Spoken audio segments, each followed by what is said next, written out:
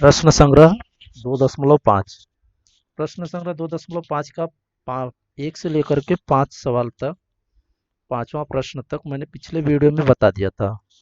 तो अभी प्रश्न 6वां शुरू करने जा रहा हूँ।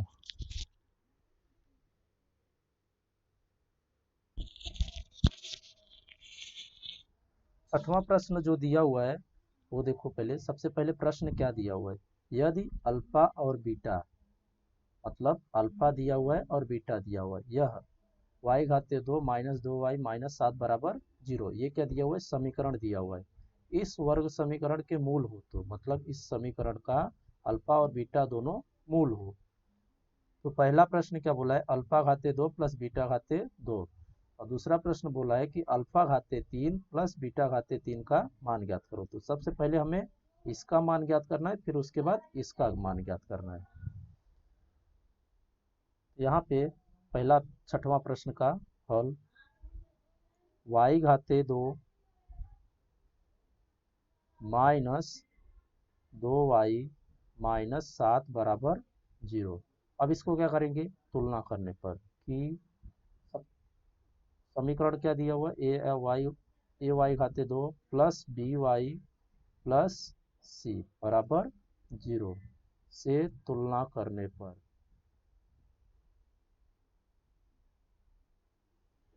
तुलना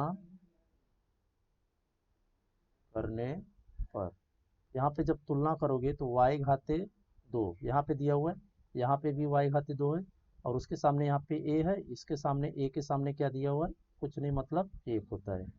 फिर उसके बाद यहाँ पे y दिया हुआ है, यहाँ पे y दिया हुआ है, और उसके बाद b लिखा है। तो b की जगह पे यहाँ पे देखोगे तो -2 लिखा हुआ है, -2। यहाँ पे c का मान दिया हुआ है -7। अब उसके बाद हमें ABC का मान मिल गया।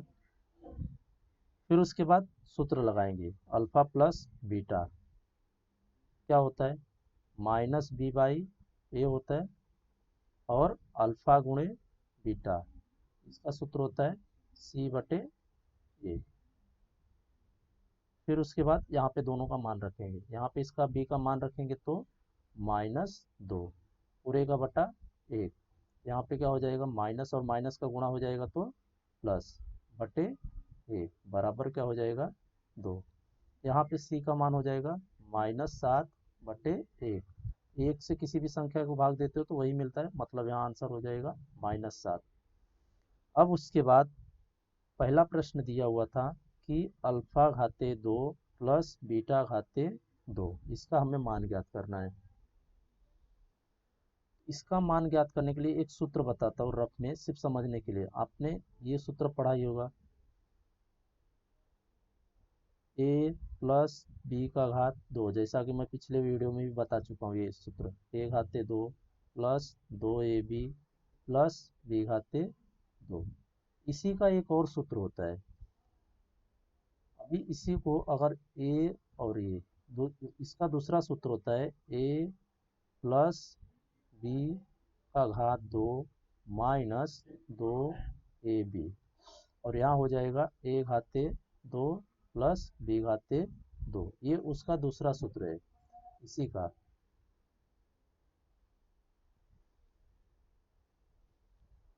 इसको लाया कैसे, यहाँ पे अगर आप एक बार प्लस और -2ab करोगे, प्लस करोगे 2ab और फिर उसके बाद -2ab करोगे तो आपको ये वाला सूत्र मिल जाएगा, इसमें अगर लगाते हो तो अब यहाँ पे क्या उपयोग किया था, अल्फा a की जगह पे लिया हुआ है, बीटा b की जगह पे रखा है। तो मैं यहाँ पे a की जगह पे अल्फा और b की जगह पे बीटा रख रहा हूँ, -2 गुणे अल्फा गुणे बीटा।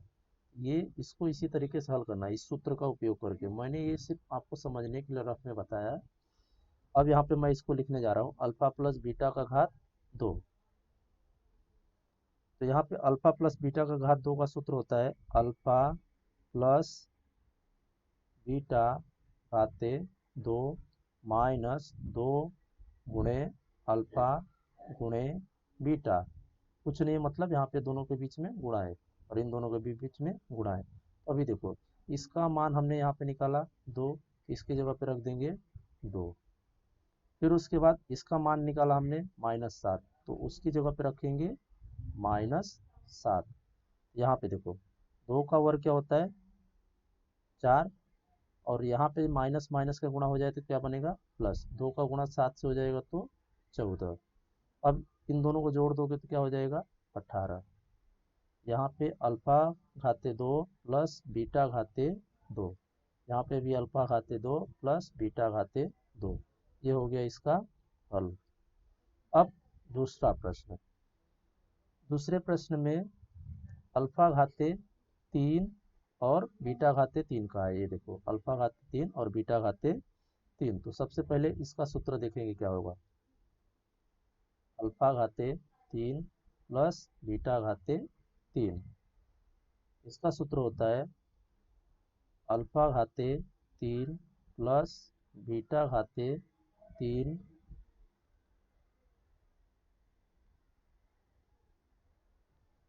ये सूत्र प्लस 3 अल्फा बीटा, फिर उसके बाद कोष्टक में अल्फा प्लस बीटा। यहाँ पे इसी का एक दूसरा सूत्र होता है, ये आपको सिर्फ समझने के लिए बताऊँ, और हमें सूत्र जो उपयोग करना है वो ये वाला रहेगा। अल्फा घाते 3, अभी देखो यहाँ पे इसको मैं एक तरफ कर दूँ और इसको इस मतलब इसको मैं बराबर की इस तरफ लाऊं और इसको इस तरफ, तो यहाँ पे क्या बन जाएगा अल्फा घाते 3, यहाँ से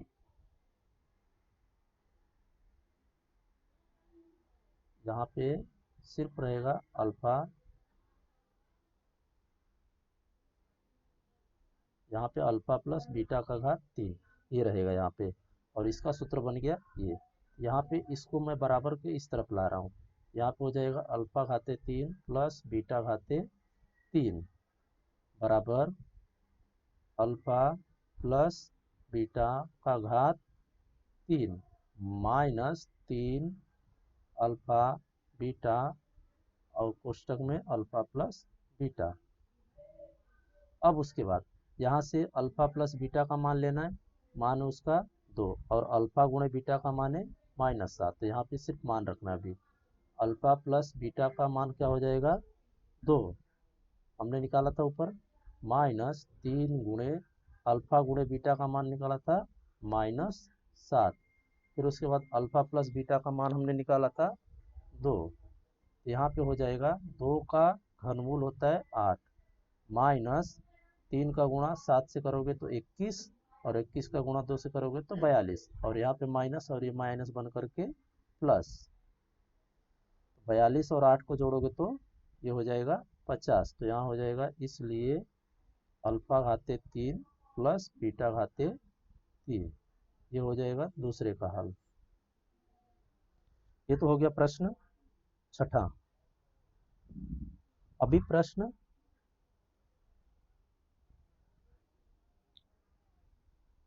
सातवां, ये छठा हो गया। अभी सातवें प्रश्न में क्या दिया हुआ सबसे पहले वो देखो, निम्नलिखित वर्ग समीकरण के मूल वास्तविक तथा समान हो। अभी मूल क्या होता है अल्फा होता है और बीटा होता है, फिर उसके बाद बोला है वर्ग समीकरण के मूल जो है वास्तविक वास्तविक तथा समान हो तो के का मान ज्ञात करो। इसके जो मूल है वो वास्तविक और समान रहेंगे तो के का हमें मान निकालना है।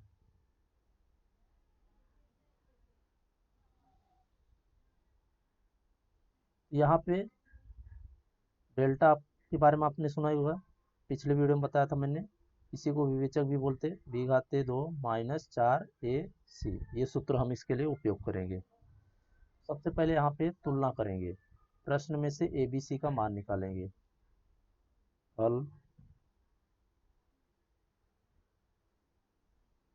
y 3y घाते 2 प्लस के वाई प्लस 12 बराबर 0 की ए वाई घाते 2 plus B Y plus C बराबर 0 से तुलना करने पर यहाँ पे ए का मान क्या हो जाएगा 3, बी का मान हो जाएगा के, और सी का मान हो जाएगा 12। अब उसके बाद के का मान निकालेंगे, तो के का मान निकालने के लिए विवेचक बराबर बी घाते 2 माइनस 4ac। यहाँ पे बी का मान रखेंगे के घाते 2 माइनस 4 गुणे ए का मान यहाँ से लेंगे 3, और सी का मान यहाँ से 12। ये हो जाएगा के का वर्ग करोगे तो के का घात 2 माइनस 4 तिहाई 12, और 12 यहाँ पे 12 गुणे 12 हो जाएगा। तो अभी 12 का और 12 का गुणा करोगे तो कितना होता है 144, और 12 का वर्ग भी आपको मालूम होगा 144 होता है। अब उसके बाद या फिर इसी को आप इस तरीके से भी हल कर सकते हो, वर्ग न लिख करके सीधा सीधा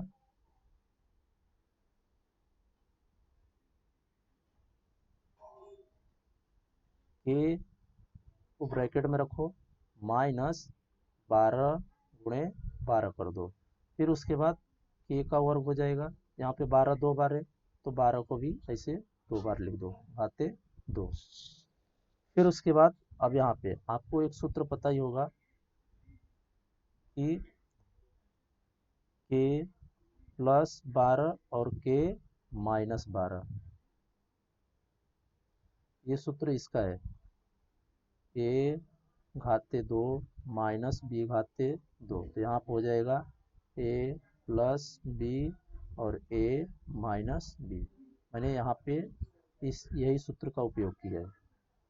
यहाँ पे देखो इस तरीके में था ए बी के घाते 2 माइनस 12 घाते 2। यहाँ पे क्या किया के प्लस 12 और के माइनस 12। ये लाइन आप मत लिखना, ये सिर्फ समझने के लिए, ऊपर वाली लाइन लिखना है आपको। अब यहाँ से ए इसका मान मिल गया। फिर उसके बाद क्या सवाल दिया हुआ था, देखो यहाँ पे वर्ग समीकरण के मूल वास्तविक, मूल जो है वो कैसा होना चाहिए वास्तविक तथा समान हो। तो मैंने इसके पहले वाले वीडियो में बताया था कि अगर विवेचक का मान 0 रहेगा तो उसे क्या बोला जाता है मूल वास्तविक और समान, और अगर 0 रहेगा तो मूल वास्तविक और मूल वास्तविक संख्या है, और 0 से छोटा रहेगा तो मूल वास्तविक संख्या है नहीं है। तो यहाँ पे क्या बोला है मूल वास्तविक और समान है, तो हम डेल्टा का मान 0 यहाँ पे उपयोग करेंगे इस प्रश्न को हल करने के लिए। यहाँ पे इसके आगे डेल्टा बराबर 0, क्यों? क्योंकि यहाँ पे दिया हुआ है वर्ग समीकरण के मूल वास्तविक तथा समान हो। तो यहाँ पे लिखेंगे सबसे पहले मूल, क्योंकि प्रश्न में दिया हुआ था मूल वास्तविक तथा समान हो।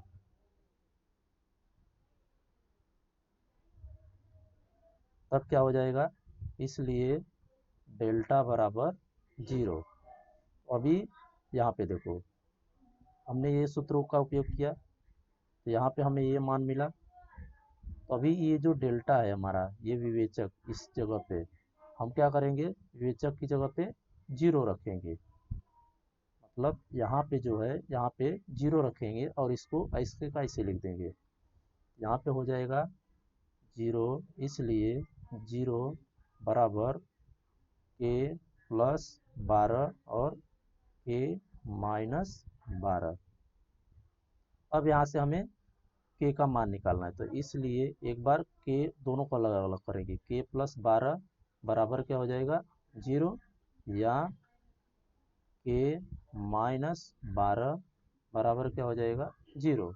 इसलिए हमें के का मान निकालना था, तो अभी प्लस में बराबर के दूसरे तरफ जाएगा तो माइनस, या यहाँ पे माइनस में तो बराबर के दूसरे तरफ में जाएगा तो प्लस में। ये हो गया प्रश्न पहला हल, हमें के का मान मिल गया। अब इसके बाद ठीक इसी तरीके से दूसरा प्रश्न हल करेंगे।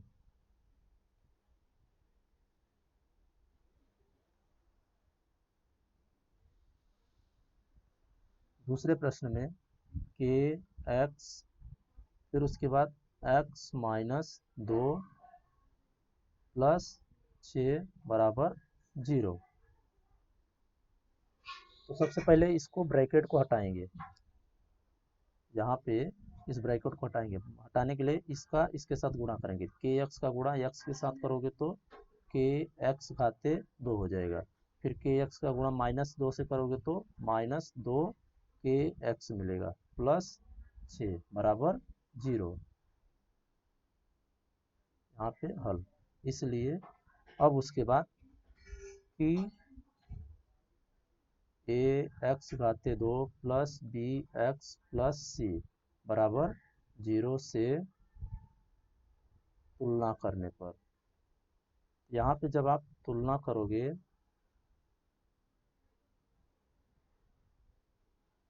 तो यहाँ से आपको ए का मान मिल जाएगा के, बी का मान मिल जाएगा माइनस 2 के, सी का मान हो जाएगा 6।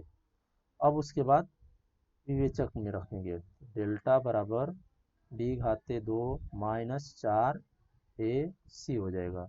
फिर उसके बाद बी का मान यहाँ पे क्या दिया हुआ है, माइनस 2 के घाते 2 माइनस 4 गुणे ए का मान दिया हुआ है के, और सी का मान दिया हुआ है 6। यहाँ पे क्या हो जाएगा, माइनस 2 घाते के, यहाँ पे इसको डेल्टा लिखते चलो साथ में, इसलिए डेल्टा। अब इन दोनों का गुणा करोगे तो 6 चौ 24 माइनस 24 के। अब यहाँ से इसका वर्ग करो, यहाँ पे क्या हो जाएगा, डेल्टा बराबर इसका वर्ग करोगे तो 4 के माइनस 24 के। यहाँ पे देखो अभी, इसलिए दोनों में देखो सामान्य क्या है, यहाँ पे 4 का भाग 6 से जाता है और दोनों में के है, तो मतलब 4 और के क्या है, सामान्य है। तो डेल्टा बराबर क्या हो जाएगा, 4 के, और ब्रैकेट में क्या हो जाएगा, यहाँ पे के घाते 2 रहेगा, यहाँ पे एक के बच जाएगा और 4 छंग 24। अब उसके बाद प्रश्न में क्या दिया हुआ था कि मूल और वास्तविक हो, यहाँ पे दिया हुआ था ना, मूल और वास्तविक तथा समान हो। मूल वास्तविक तथा समान हो। यहाँ से अभी देखो, मतलब डेल्टा का मान क्या हो जाएगा, इसलिए डेल्टा बराबर 0। तो यहाँ पे हो जाएगा, इसलिए डेल्टा की जगह पे क्या रखेंगे, 0 बराबर 4 के ब्रैकेट में के माइनस 6। अब उसके बाद यहाँ पे दोनों को अलग अलग करेंगे, इसलिए 4 के बराबर 0 या के माइनस 6 बराबर 0। यहाँ से क्या मिल जाएगा, इसलिए के बराबर 0 या के बराबर माइनस उधर जाएगा तो क्या हो जाएगा, प्लस हो जाएगा। लेकिन के क्या होता है,